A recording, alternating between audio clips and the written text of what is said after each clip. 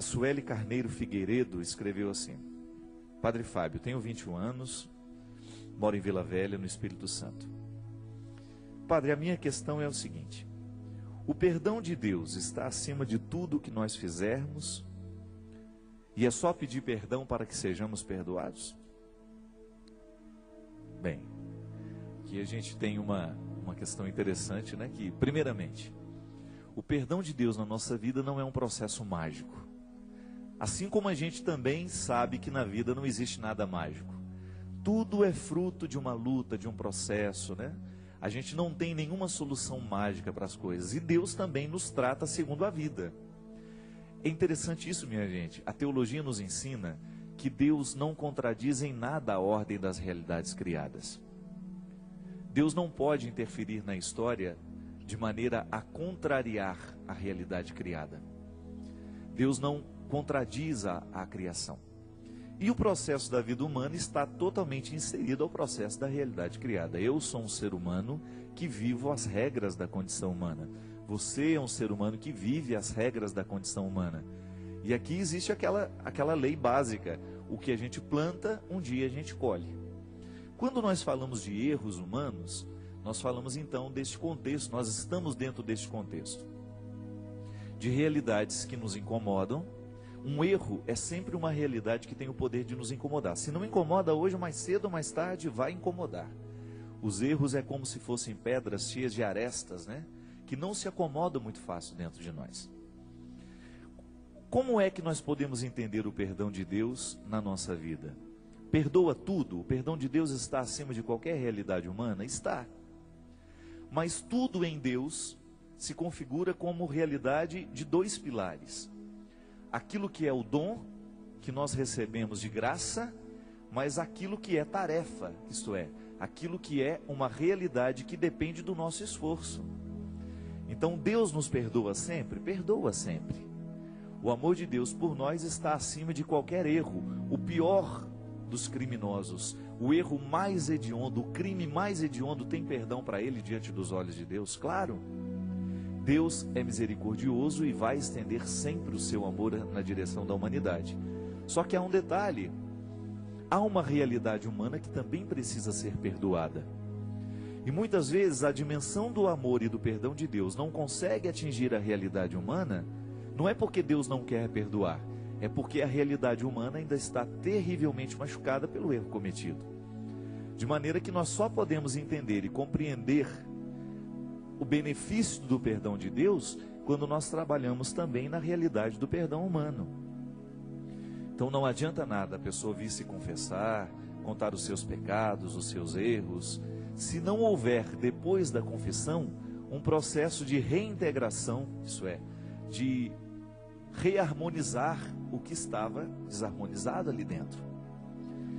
Então o dom de Deus, que é perdoar sempre, só vai ter eficácia na vida humana a partir do momento em que a certeza deste amor nos faz corrigir o que é humano e trabalhar a partir do humano. Por isso que o perdão é sempre um processo terapêutico de reconciliação, de cura, né?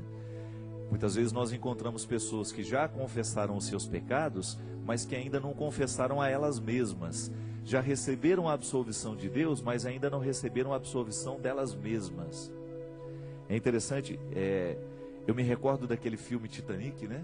Quando, já nas cenas finais, quando aquela senhora velha está contando que os botes, os barquinhos, né, que foram embora, quando não voltaram para socorrer os que estavam ali, à deriva, no mar gelado, porque tinham medo.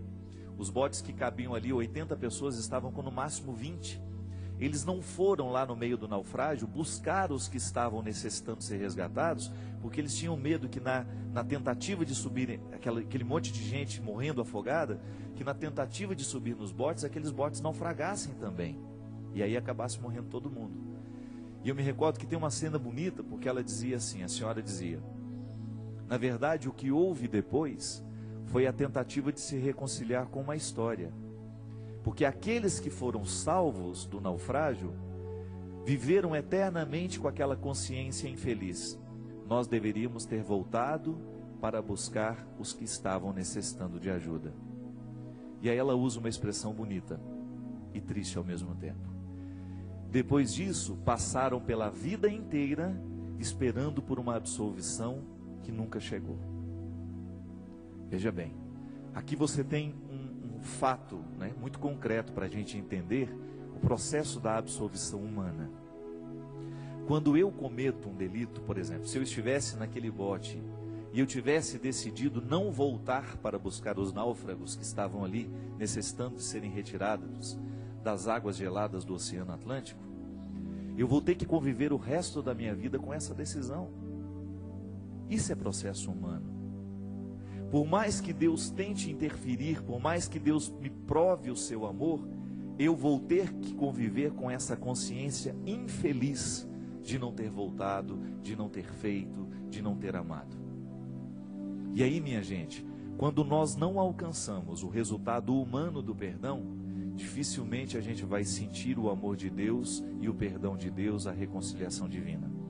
Porque Deus, a graça supõe a natureza, né? Como se diz. Nós precisamos da realidade humana bem curada para que Deus seja plenamente revelado em nós. Por isso que santidade é processo de aperfeiçoamento humano. Como é que eu vou experimentar o perdão de Deus na minha vida? Eu experimento o perdão de Deus na minha vida à medida em que eu me perdoo, em que eu perdoo os outros, em que eu sou perdoado pelos outros. O contexto histórico do perdão é a vida. É aquilo que você remoe aí dentro do seu coração como culpa. Às vezes você já confessou tantas vezes esse pecado, Deus já lhe perdoou, tenha certeza disso. Agora o processo é seu, é o seu dever de casa. O dom já lhe foi entregue, é presente, é de graça o perdão. Deus já lhe perdoou gratuitamente, Ele não lhe pediu absolutamente nada. Mas é natural que a resposta humana seja dada a partir de uma tarefa. A tarefa bem feita é a garantia do coração sanado, do coração curado. Não é milagre, não é mágica. O perdão é um processo histórico de trabalho, como se você tivesse que todos os dias viver esse processo de reconciliação.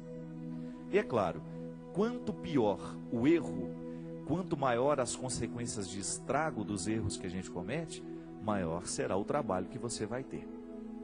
Então, o pecado não é um problema para Deus, o pecado é um problema para nós. Porque nós é que temos que conviver com as nossas fragilidades o tempo todo.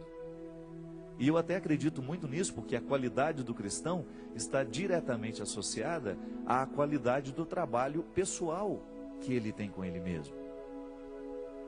É a matéria humana sendo trabalhada todos os dias, lapidada, retirada nas arestas, né? Quando a gente descobre que há dentro de nós um processo humano a ser feito, para que o processo de Deus em mim seja transparente. É igual um vidro sujo, gente. Quanto mais a gente joga luz naquele vidro sujo, maior é a sujeira que aparece. Mas isso não é para a gente ficar desanimado, não. Quanto mais luz você joga naquele vidro, maior é a necessidade que você tem de poli-lo, de limpá-lo, de tirar a gordura que se acumulou, a poeira que se acumulou. Às vezes nós estamos como vidros sujos, né? É muita gordura acumulada, é muita poeira acumulada na nossa vida, pela falta de perdão, pela falta de reconciliação com a gente mesmo, com os outros. Então é um processo que a gente tem que cuidar todos os dias. Então, Sueli, o perdão de Deus está acima de todas as coisas, mas nós podemos dizer, mas ele depende o tempo todo da reconciliação humana que nós vivemos. Então, se eu preciso me reconciliar com o meu passado, com os meus erros, eu preciso me olhar com um pouco mais de misericórdia, às vezes eu preciso olhar com um pouco mais de misericórdia com o outro, aquele que nos ofendeu, aquele que nos machucou. Tudo isso é tarefa, é dever de casa que nós realizamos para bem experimentarmos o perdão de Deus na nossa vida. A gente não pode desanimar porque esse processo não para.